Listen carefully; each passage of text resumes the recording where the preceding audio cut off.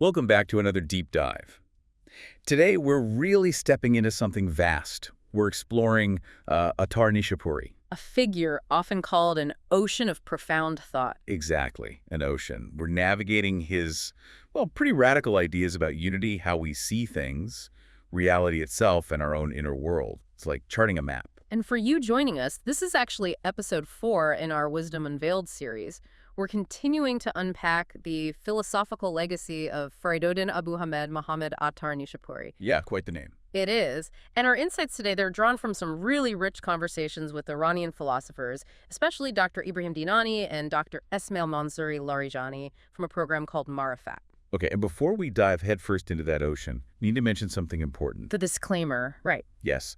So this deep dive is a translation and reproduction of those original conversations with Iranian philosophers. Which means some concepts or, specific nuances might not translate perfectly into English. Exactly. So we apologize in advance for any discrepancies. We're really doing our best to bring you the core, the essence of these incredible discussions. Absolutely. And our mission today, our focus, is really to get into Attar's quite revolutionary ideas. Things like the nature of unity, how we actually perceive reality beyond just the surface level. And the role our inner faculties play in all that, often overlooked stuff. Totally overlooked. And look, these aren't just dry academic points. They really push you to reconsider some basic assumptions about what you see, what you think you know, who you are even. Prepare for some aha moments, hopefully. That's the goal. Okay, let's get into it then. We've had loads of questions about Attar's concept of unity, tawhid, and you can see why well, it's deep. It really turns things on their head, doesn't it? It does. He has this amazing line. It just sort of throws you into the paradox. In the world, nothing but your manifestation is apparent. In 1,000 hidden layers, only you are the identity. Yeah, it's profound. But what's the takeaway? How does this idea, this unity where manifestation is hiddenness, Yeah. how does that change how we see things? It's absolutely central to everything for Attar. And that line, as the scholar for Zanfar pointed out, it's pretty much a direct poetic rendering of a really powerful Quranic verse. Which one is that? He is the first and the last, the manifest and the hidden, and he is all-knowing. The key insight you see is that true unity isn't just like everything's connected. It's about a reality so intensely singular, so overwhelmingly one, that its very presence, its sheer intensity, becomes the ultimate hiddenness. Attar and Mullah Hadi too wrestled with this. The idea that God's manifestation is so intense it causes hiddenness. Exactly. That still feels really counterintuitive. If the light is that bright, why don't we just see it all the time, unmistakably? What's stopping us? Well, think about staring right at the sun. Okay. Don't want to do that, but okay. Right. Its brightness is overwhelming. It actually blinds you to its details, maybe even the full range of its light. It's not that the sun isn't there, isn't manifest. It's too manifest. Almost. Precisely.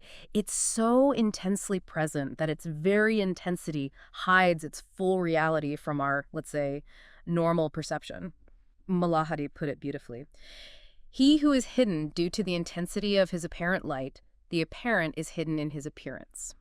Wow. So it's not like there are different aspects, Right. First then last, manifest over here, hidden over there, no division. Well, the same thing. The first is the last. The manifest is the hidden. It's a single reality holding both. His appearance, his hiddenness. His hiddenness is his appearance. The veil isn't something covering reality. The veil is reality, Mm-hmm. seen superficially. You got it. That's the aha moment. That's a lot to take in. How does someone new to this even start to perceive that? It feels like your brain just ties itself in knots. It takes deep contemplation. The word is tamul, and tamul isn't just thinking hard. What is it then? It really means opening the inner eye to reality. When you contemplate deeply, you create a kind of distance from the surface appearance of things. Ah, And that allows your inner vision, your intuition maybe, to see the truth underneath. It's a basic principle, really, in mysticism and philosophy. See beyond the immediate. Don't just take things at face value. Look through them. speaking of seeing beyond, Attar says something that sounds, well, pretty radical at first glance, that what we see with our senses is just imagination, khayal. Right? That sounds awfully like the old sophists, doesn't it? Like Protagoras saying, man is the measure of all things, meaning reality is just subjective. Is Attar going there? That's such a crucial point, and no, he's not quite going there. It's a key distinction. The sophists, yeah, they basically made reality totally subjective, maybe even unknowable. But Attar doesn't deny reality. Not at all. He argues that sense perception by itself, without that inner sight we talked about, operates in the realm of imagination, Kyle. But, and this is the key, that imagination contains a manifestation of truth, of hack. So the world isn't just imaginary. Exactly. It's more like our default perception of it is limited to its imaginary aspect if we don't cultivate that deeper way of seeing. The way we normally see can mislead us. Okay, I think I'm getting this. It's not about what's out there, but the lens we're using, how we see, not just what we see. Perfectly put. The mystic Jamie summed it up beautifully. All the world is imagination, yet in it a truth is constantly manifesting. I like that. It's about seeing the divine light, the manifestation within the sensory world, something our ordinary surface level looking just misses. If you could somehow remove that divine light shining through, Then it would be just imagination, meaningless. pretty much imagination within imagination. This loops right back to that hiddenness and manifestation idea. The world is this intricate veil, but the light of truth is shining through it, always. It does connect perfectly, and Imam Ali expressed this so well. Praise be to God who made hidden the hidden things and demonstrated himself through the signs of manifestation. It's reciprocal. Apparent and hidden needing each other. Right. Nothing appears without an inner reality. Nothing internal shows itself without an outer form. And for Attar, understanding this, truly perceiving this way, it's all tied up with Kadshanasi. Self-knowledge. Yes, if you really know yourself, recognizing you're a microcosm, inner and outer dimensions right there within you. That's the path. Understanding the inner and outer in you helps you grasp it in the cosmos, in the bigger picture. This raises a question about seeing, though. When Attar talks about seeing, is it just our physical eyes? Or is there another kind of seeing involved? That's vital. He definitely challenges that assumption. The real seer isn't the muscle and nerves of your eye. It's you inside. Exactly. Your physical eye is just a window, like an instrument. And this you, this consciousness, it has different levels of sight, different ways of perceiving. Think about it you see in dreams, right? With your physical eye shut tight. Yeah, that's true. It's the same you seeing in the waking world and the dream world, just different realms, different kinds of sight. The deeper you go into yourself, the more these inner sights open up. It's like finding new senses inside. Wow. So imagination, Kyle, it's not just about picturing physical things then. It has its own creative power. Oh, absolutely. Think about Picasso's art or a poet describing something intensely vivid. They create realities that don't exist physically but feel incredibly real, don't they? They do. Ibn Arabi even said, imagination can sometimes grasp things intellect struggles with, like pure nothingness. Hafiz's poetry is full of hints about imagination's infinite scope. It's a real way of knowing, not just making stuff up. So how do we clear up this inner vision? Attar talks about the sigh, the ah. How can something so small, so involuntary almost, have such power on this path? The ah, the sigh. It signifies absolute sincerity. It's pure, unfiltered, rising from your deepest core. No calculation, no pretense. None. It comes from profound longing, maybe pain, what they call dard. And Attar makes this incredible, almost, hyperbolic claim about its power. He says, if hell joined me, one sigh of mine will burn 7 hells. Burn 7 hells. He can't mean literal hellfire, surely. That sounds terrifying. No, not literal fire. For Attar, hell here means the inner fire. Our own failings, our vices, the negative consequences they create within us. Like envy, arrogance, greed. Exactly. All those things that create a personal hell inside, keeping us trapped and spiritually blind. Because it comes from that place of intense, raw sincerity and longing. It has immense purifying power. It burns away the inner negativity. It incinerates those inner hells, basically. Yeah. It burns away the ego junk, the negativity, clears the path for clearer vision. It's like a spiritual reset button, a radical purification from within. That's incredibly powerful. As a reset, it makes me think of those moments, when you're just utterly overwhelmed or exasperated, and that deep sigh just escapes. That's it. That raw, unedited expression. And yeah, Attar contrasts this purity with the fault-finding eye, the A-bin. He talks about that too. What's the connection?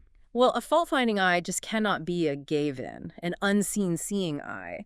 If you truly perceive everything as a manifestation of hack, of truth flowing from absolute beauty, well then, ultimately, there's no real fault or ugliness to find. So finding fault only happens when? when you cut the connection. Right. When you see things as separate from God, as fragmented bits and pieces.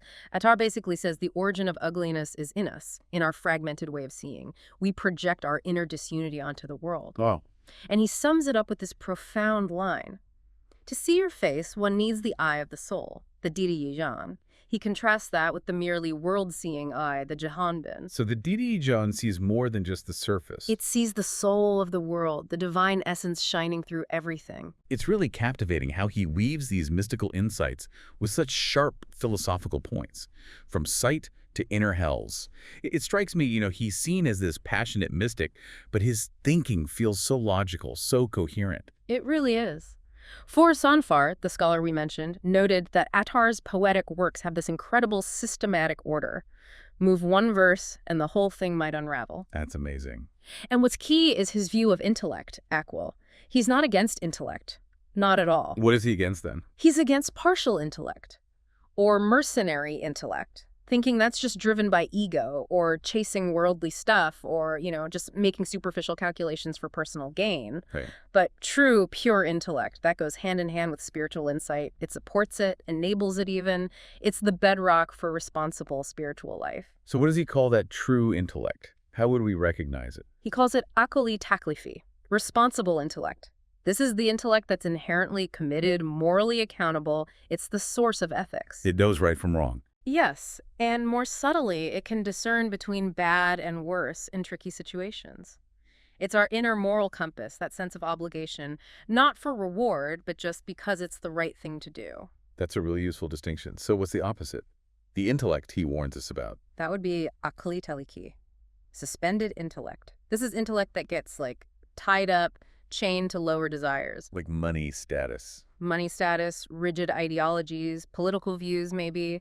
It gets suspended, loses its freedom to discern clearly because it's caught in attachments, ego, dogma, echo chambers. You see that all the time. Absolutely.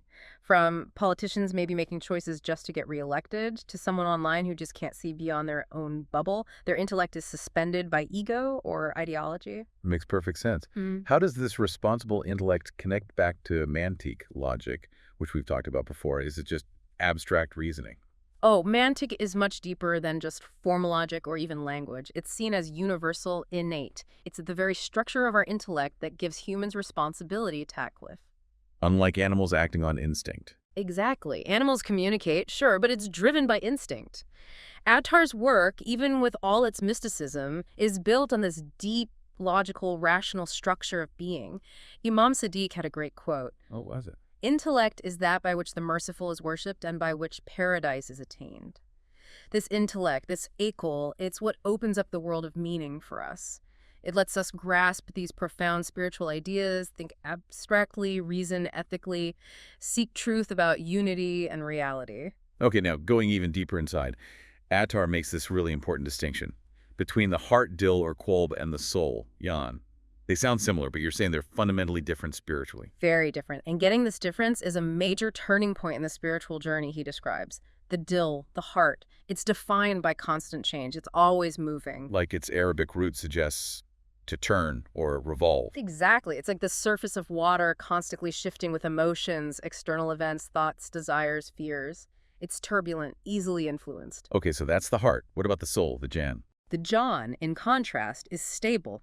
It's fixed in truth. It's already connected to God. It's the deep, calm current beneath those surface waves. Ah, I see. So a huge part of the journey is moving from the turbulence and ups and downs of the heart, which gets pulled around by worldly things and moods, to the stillness and unwavering truth of the soul, anchored in the divine. Precisely. So the soul is where the real journey into God starts, not just seeking, but actually becoming part of something. You've got it. That's where the journey in God, the Serifi Allah, really kicks off. And Attar emphasizes this part isn't just about human effort anymore. It needs divine permission, divine grace. It's beyond just striving. Yeah. It's less about your individual effort or seeking your enlightenment, and more about yielding, aligning your will with the divine will. Participating with the divine, your actions become less about you and more about embodying a bigger purpose. Not losing yourself, but finding your true self. Finding your true, eternal self within the divine flow. And the ultimate guide for this inner journey, Attar suggests, is the inner reality, the spiritual essence, the walaya of Prophet Muhammad. Which isn't just about the historical person. No, it refers to a profound spiritual state, a kind of sainthood or guardianship representing ultimate closeness and intimacy with God, like a living blueprint, a continuous channel for grace and guidance. What an incredibly rich, detailed path Attar maps out. We've certainly taken a deep dive today into some really profound stuff. We really have. We looked at his radical take on unity of the divine, hidden in plain sight by its own intensity.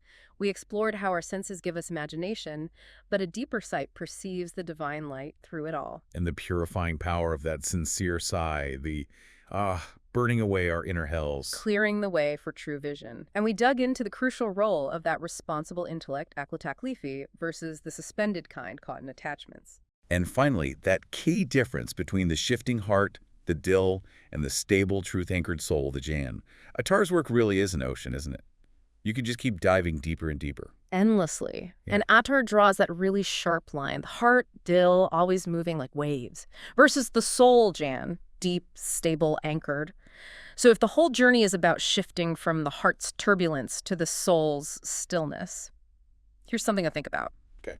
What small, maybe consistent inner practice could you try, perhaps just for today, to help anchor yourself, even just a little bit, in that deeper, unwavering part of yourself, your Jan? Something to mull over. Thank you for joining us on this deep dive into Attar's wisdom. Keep exploring, keep asking those big questions, and definitely keep looking within. We'll pick up the journey again soon. See you next time on Wisdom Unveiled.